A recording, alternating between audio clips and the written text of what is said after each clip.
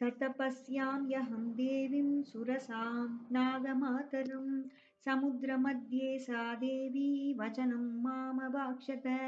मम वक्षप्रतिष्ठस्त्व मम रैर्हरिसत्तम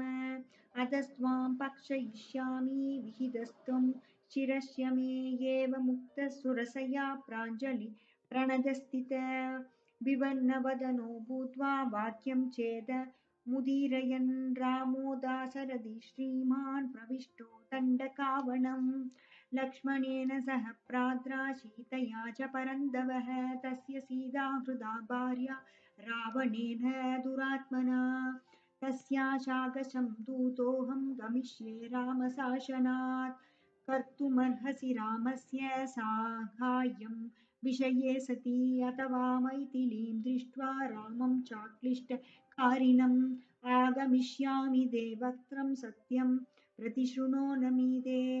एवमुक्ता मया साधु सुरसा कामरूपिणी अब्रवीन्नादिवर्तेत कश्चित्तेष वरो मम एवमुक्तः सुरसया दशयोजनमायत